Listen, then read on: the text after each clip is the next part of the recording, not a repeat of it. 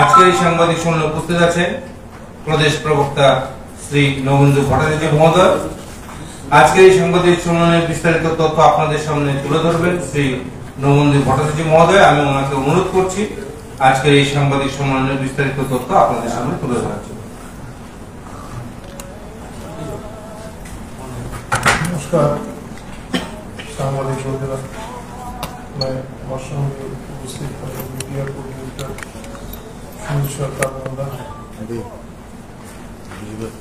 আপনারা মোটামুটি ভাবে ইতিমধ্যেই জানেন যে দেশব্যাপী কংগ্রেস যে ধরনের বক্তব্য রাখছে, বিশেষ করে প্রধানমন্ত্রী এবং সাংবিধানিক পদ সংক্রান্ত বিষয়ে যারা যুক্ত আছেন বা সাংবিধানিক পদমর্যাদা যারা রয়েছেন তাদের সম্পর্কে যে ধরনের বক্তব্য রাখছে, সম্প্রতি বিহার নির্বাচনকে সামনে রেখে রাহুল গান্ধী যাত্রা করছেন।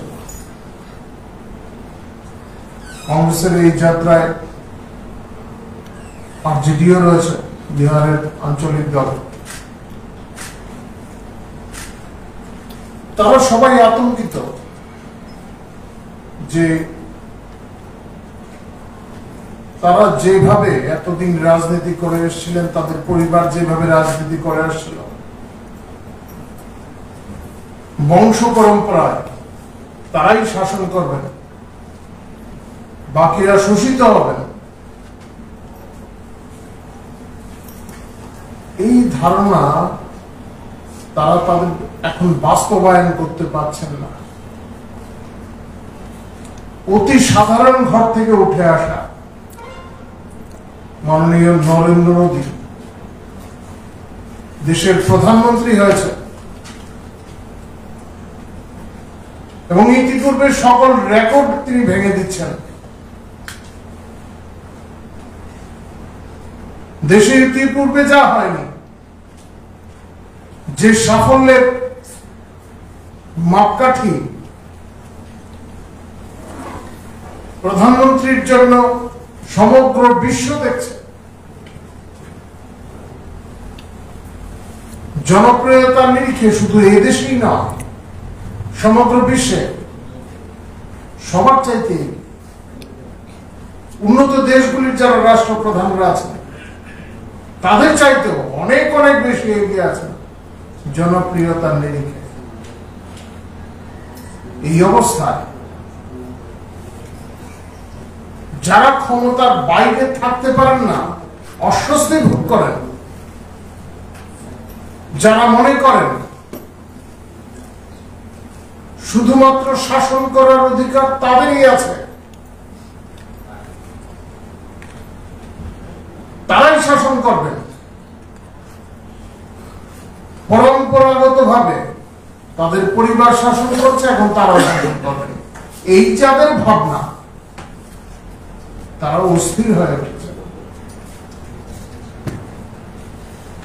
প্রধানমন্ত্রীর বিরুদ্ধে অশালীন মন্তব্য এটা প্রথম না, এর আগেও হয়েছে, বিভিন্ন সময় হয়েছে।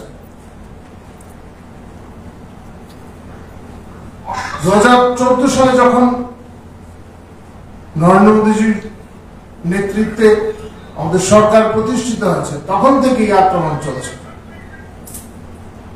বিভিন্ন সময় বিভিন্ন। আপনারা জানেন এগুলি, মদ কি সওদাগর, চোর, এই সমস্ত শব্দের ব্যবহার আগেও আছে, মানুষ জবাব দিয়েছে। এখন সব সীমা লঙ্ঘন করে গেছে। প্রধানমন্ত্রীর মাতা যিনি প্রয়াত হয়েছেন, 100 বছরের বৃদ্ধা যিনি প্রয়াত হয়েছেন, ওনার বিরুদ্ধে অশালীন মন্তব্য করছে, অশালীন শব্দ ব্যবহার করছে। এগুলি কিসের ইঙ্গিত?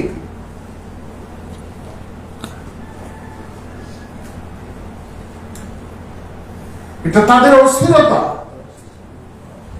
তারা যে মানসিক ভাবে অস্থির হয়ে পড়েছেন এতটা সময় ধরে তারা ক্ষমতার বাইরে, এটা তার ইঙ্গিত।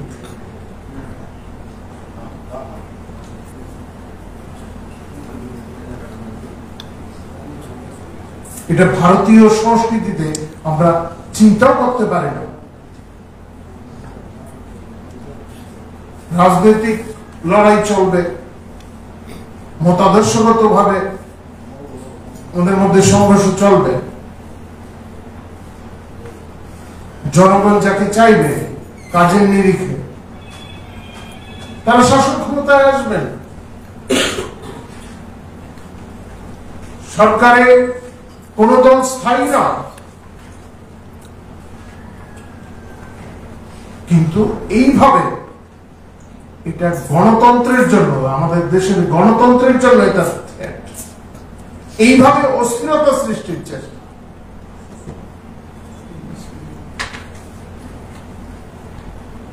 সংসদের ভেতরে এই ধরনের শব্দ ব্যবহার হয়েছে,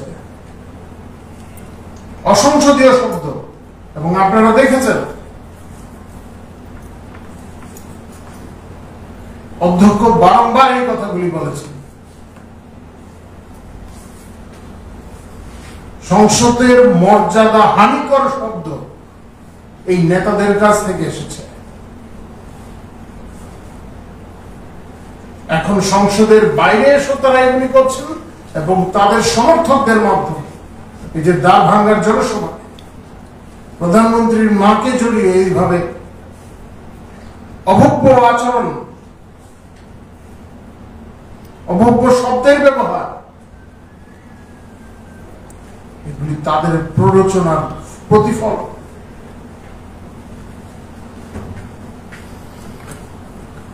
এই জন্য কংগ্রেসকে কখনো ক্ষমা করবে না। তারা দেখছেন এতদিন ধরে তারা যেভাবে ভোট ব্যাংক তৈরি করছিলেন তাতে আঘাত করছে। এই ভোট ব্যাংক তারা ধরে রাখতে পারছেন না। অনুপ্রবেশকারীদের যেভাবে ভোটার তালিকায় নিয়ে আসা হয়েছিল, বিভিন্নভাবে স্থানীয় প্রশাসনকে কাজে লাগিয়ে আধার বা অন্যান্য কার্ডগুলির ব্যবস্থা করে দিয়েছিল, সেগুলি ধরা পড়ছে। এদের বিতরণ করা হচ্ছে, এখন অস্থির হয়ে উঠছে।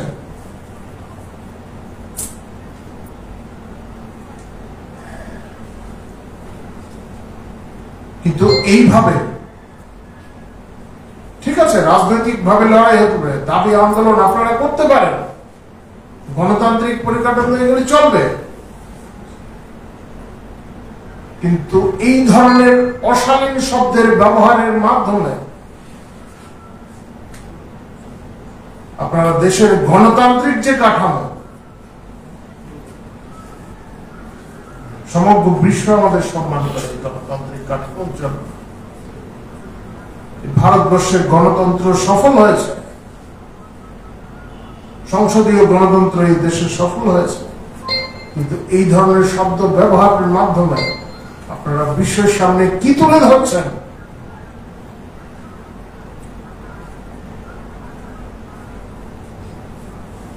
এই রাজ্যে কংগ্রেস এখন অনেকটাই ক্ষয়িষ্ণু, কিন্তু যাই হোক, কয়েকজন তো এজেন্সিটাকে বাঁচিয়ে রেখেছেন। তাদেরকেও জবাব দিতে হবে মানুষের কাছে, রাজ্যের মানুষের কাছে।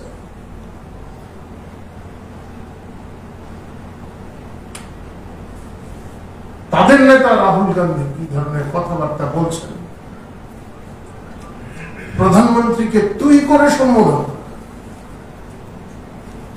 এই তুই তুকারি করা এটা কিসের সংস্কৃতি? প্রত্যেকটা সাংবিধানিক সংস্থান যা আপনাদের কোনো না কোনো ভাবে আপনাদের সিদ্ধান্তের বিরুদ্ধে যাচ্ছে, তাকে আপনারা আক্রমণ করছেন। নির্বাচন কমিশন,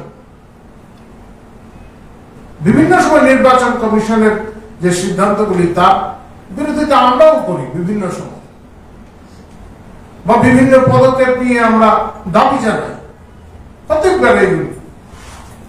কিন্তু এখন যেটা চলছে চরম মিথ্যাচার,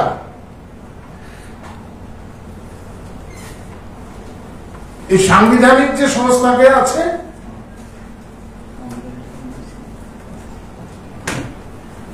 এই সাংবিধানিক সংস্থাটিকে একেবারে হেয় প্রতিপন্ন করার চেষ্টা।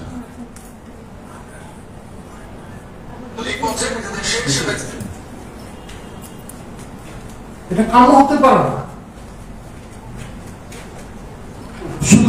শুধুমাত্র এই নির্বাচন কমিশন, তার আগে আপনারা দেখেছেন দেশের সেনা প্রধান বলছে সুরক্ষা গুন্ডা।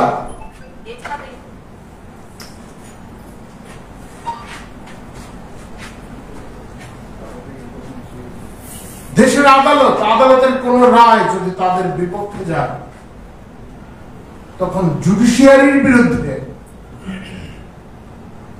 বিচার ব্যবস্থার বিরুদ্ধে তারা অনাস্থা প্রকাশ করেন।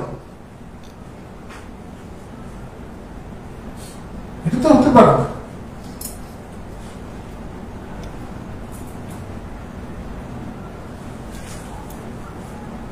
দীর্ঘ সময় কংগ্রেস ক্ষমতায় ছিল দেশে স্বাধীনতার পর থেকে, সিংহভাগ সময়। আমরা তো সবে মাত্র, কিন্তু তাদের সময়কালে কি হয়েছে বিভিন্ন সময় আপনারা দেখেছেন। আমাদের মিডিয়া কোঅর্ডিনেটর আছেন, কিছুদিন আগে সামাজিক মাধ্যমে একটি ছবিও দিয়েছিল, আপনারা হয়তো দেখেছেন। রাজীব গান্ধী, সোনিয়া গান্ধী দাঁড়িয়ে আছেন, ব্যালট পেপার জমা করছেন রাজেশ খান্না। এই ছিল গণতন্ত্র। এটা গণতন্ত্র। এখন এই যারা কংগ্রেস বা তার সঙ্গে যারা আছেন তারা বলছেন এই দেশে গণতন্ত্র নেই। হিটলার সাহেব বলছেন। এত সবের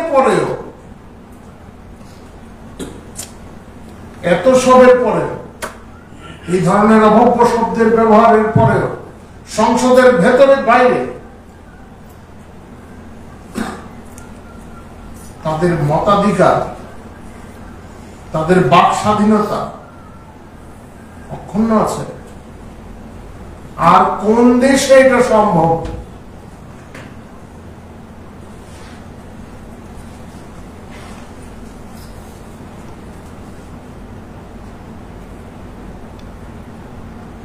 কিন্তু মনে রাখতে হবে, সংবিধান মত প্রকাশের অধিকার দিয়েছে, কিন্তু এটা কিন্তু অবাধ নয়। যারা এখানে কংগ্রেসের এজেন্সিটাকে বাঁচিয়ে রেখেছেন তাদের মধ্যে অনেকেই আইনজ্ঞ রয়েছে, তারাও জানেন এই বিষয়গুলি।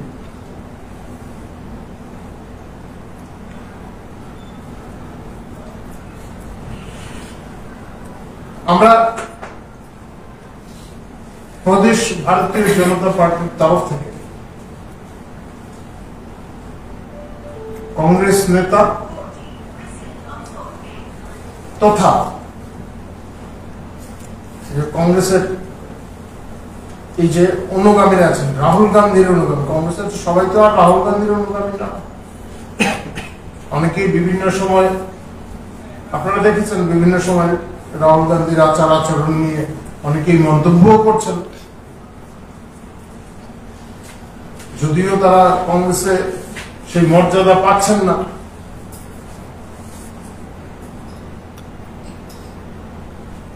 প্রত্যেকেই উচিত প্রধানমন্ত্রীর বিরুদ্ধে বা সাংবিধানিক পদে যারা আছেন, সাংবিধানিক সংস্থা যেগুলি আছে এগুলির সম্মান যাতে অক্ষুণ্ণ থাকে,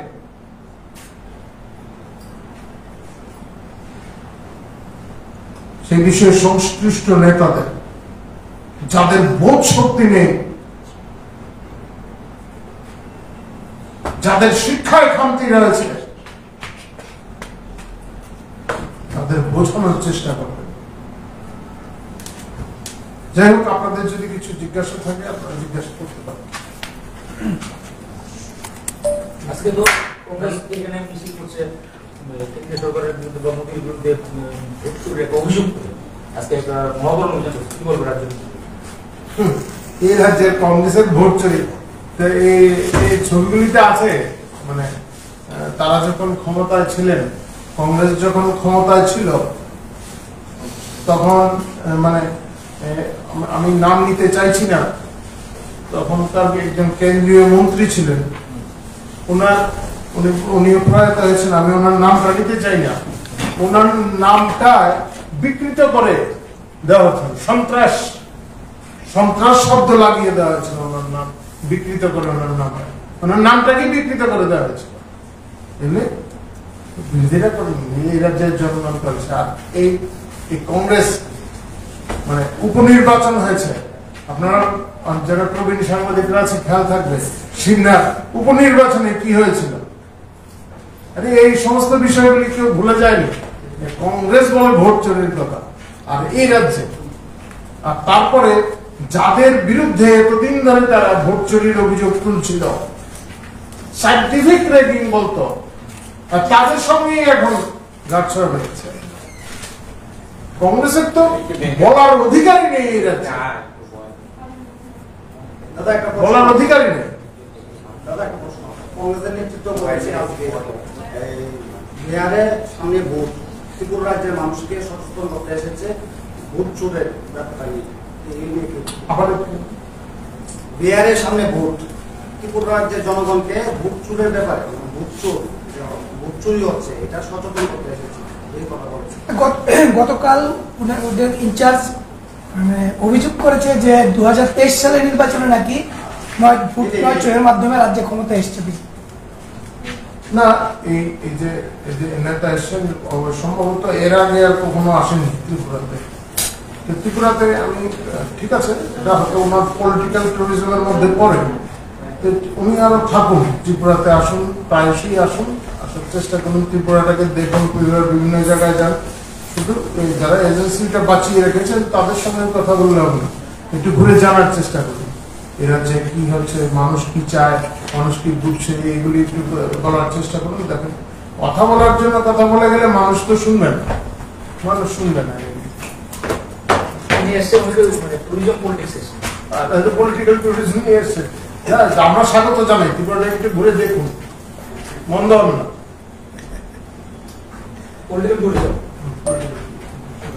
ধন্যবাদ সবাই।